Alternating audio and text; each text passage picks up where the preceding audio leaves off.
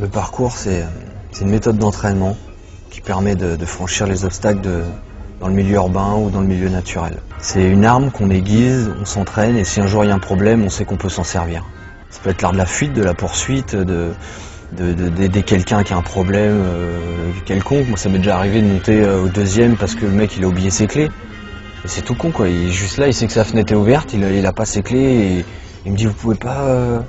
Je sais pas si, donc je suis rentré chez lui juste pour lui ouvrir sa porte et si lui il avait pu le faire, voilà, ça aurait pas été un problème pour lui. Je crois que la finalité du parcours c'est de devenir autonome, de devenir entier et tout seul d'être capable de dire non ce truc là j'ai pas la détente mais je pense que je m'entraîne pendant 15 jours à répéter 50 sauts le matin et puis le soir, dans un mois j'y arrive. C'est ça se connaître, se fixer des objectifs, les atteindre. Parce que si on n'a pas d'objectif, on bouge dans le vent, on ne sait pas pourquoi on bouge. Et quand on a trouvé un sens à ce qu'on fait, et ben forcément, même si on va dans d'autres domaines qui ne sont pas le parcours, ou d'autres domaines artistiques ou de la vie, et ben on va prendre l'habitude de trouver ce sens. Toutes les questions qu'on peut me poser sur le parcours, de mais pourquoi vous faites ça? C'est quoi là? Comme si le secret était soit dans la philosophie, soit dans le mouvement que tu vas travailler, soit... Mais tu regardes un singe, si tu l'arrêtais au moment où il est en train de faire un saut, tu mets une pause et tu lui dis mais pourquoi tu fais ça? Pourquoi tu bouges? Je pense que le singe il dirait, et toi pourquoi tu bouges pas? Le côté qui est vraiment marrant, on va dire, dans le parcours urbain, c'est de se rendre compte que l'être humain va bouger sur des choses qui sont pas fabriquées au départ pour ça. C'est-à-dire que le mec qui a construit les petites barrières à côté de l'escalier pour passer là, ou qui a mis tel mur là, il s'est pas dit ah ouais le mec il va sauter là, attends je suis à la bonne distance, non je vais peut-être le... Ils construisent, et nous on arrive à trouver des trucs, comme un jeu de société un peu, tu vas regarder ce qui est possible, ce qui est pas possible, et plus ton regard est juste, et moins tu prends de risques. Quand tu vis un art, peu importe lequel, à fond, forcément ça t'ouvre sur plein d'autres choses, et ça te fait comprendre des choses de la vie, quoi. Le juste milieu, parce que l'excès tue, donc c'est pareil, mon grand-père me disait toujours ça, il faut user mais pas abuser, c'est des phrases qui me reviennent tout le temps, dans des moments où des fois je me pose des questions, et je me dis mais c'est vrai, ils me l'ont dit, tu peux pas faire le fou constamment, tu peux pas jouer avec ton corps comme ça. T'es à un moment obligé de suivre une règle et il y a des lois de la physique qui font que voilà, t'as beau te dire ouais j'ai pas peur, tu sautes pas de 10 mètres. Tu peux pas sauter de 10 mètres. Donc t'es obligé de respecter un entraînement. Et c'est l'entraînement qui va te dire je me sens bien, je peux me dépasser et de savoir jusqu'où tu as envie d'aller. Je me rends compte qu'entre tout ce que mon père m'a transmis et tout ce que j'ai appris sur le terrain, je me rends compte aujourd'hui qu'il m'a pas menti. Qu'il m'a pas dit tiens vas-y David saute de là, t'inquiète tu feras rien, tu te feras pas mal, et il faisait quand même attention à ce que je faisais, il me disait pas de faire n'importe quoi, et voilà quoi, je lui dois tout au final. C'est pas facile quand même quand vous avez un enfant de le voir sauter d'une hauteur et de rester stoïque comme ça, à dire ouais c'est bien mais serre tes jambes un peu parce que là ça va pas, de donner des conseils, alors que moi tous ceux que je vois c'est fais attention et tu vas te blesser ou machin ou... J'ai l'impression que les peurs, on se les transmet. On peut se transmettre du courage, mais on se transmet aussi beaucoup de peur, et on est dans une société aujourd'hui où tout le monde a peur. Tout le monde s'enferme à double tour, tout le monde est stressé, tout le monde est... Comment on veut avoir confiance en des gens comme ça? Et si aujourd'hui la nouvelle génération apprend des choses où ils apprennent un peu à avoir du courage, la confiance en eux, c'est les futurs pères de demain. Donc ces gens-là, quand ils auront 30, 40 ans, ça sera des gens de 40 ans, mais qui auront fait du parcours, qui auront eu ces valeurs, donc ils transmettront encore autre chose à leurs fils. Que des mais pas ça, fais attention, mets ton blouson, tu vas avoir froid, monte pas là, tu vas tomber. Parce qu'à force de faire ça, on fait quoi? On peut rester chez soi, enfermé, et puis là il nous arrive rien. Mais je crois que la vie elle se passe dehors quand même. Donc si on a deux jambes, des bras, c'est pour grimper, pour aller voir ce qui se passe, et pas pour rester enfermé, sinon on serait comme des arbres. Il n'y a pas de plus fort ou de plus faible. Ce qui est important en fait, t'es fort dès le moment où tu vas jusqu'au bout pour la cause que tu défends. Demain tu te bats ou t'as une embrouille, si ta cause est bonne, tu gagneras toujours, même si physiquement t'as perdu. Le gars il t'a descendu physiquement, il t'a cassé les jambes, tu dis ouais tu m'as battu physiquement, mais je reste toujours dans ma tête, tu peux pas rentrer dans ma tête et changer ce qu'il y a dans ma tête. Si moi je te dis que ça c'est comme ça et que je suis sûr de ça, tu ne bougeras pas ça, et c'est ça qui est important.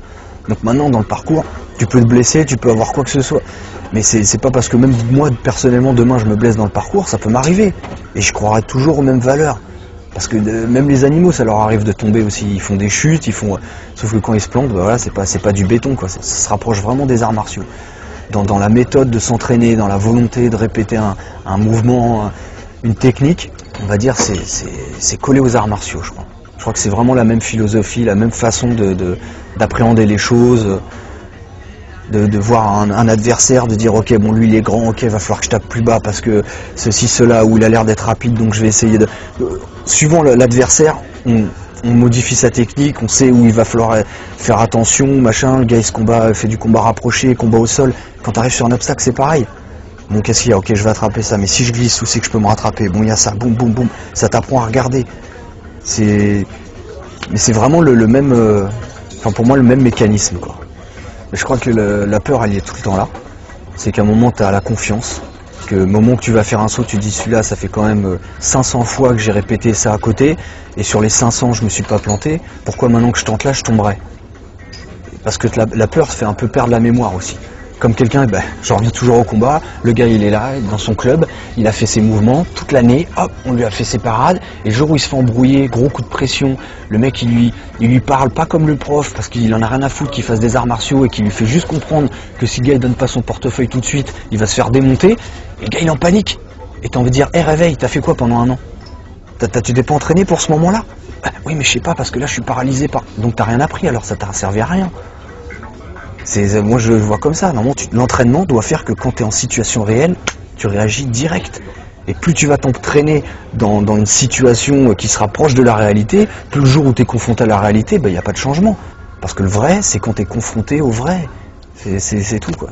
C'est pas en apprenant sur de la mousse ou sur des trucs que d'un coup, ou en prenant un petit coup avec un gant de boxe où tu fais ah c'est ça un coup de poing, non, un coup de poing avec des os qui te rentrent dans le crâne, ça n'a rien à voir quoi. Quand t'as ta tête qui te prend un choc et que tu sais plus où t'es, si tu t'as pas pris un coup de poing dans ta vie, tu peux pas savoir ce que c'est. Et je crois que voilà, c'est un peu ça, quand tu t'engages dans un truc, tu sais les risques et tu t'étonnes pas parce que ah c'est vrai que j'ai essayé de faire du parcours, je me suis tordu la cheville, moi j'arrête ce sport, c'est vraiment dangereux, tu le sais à l'avance.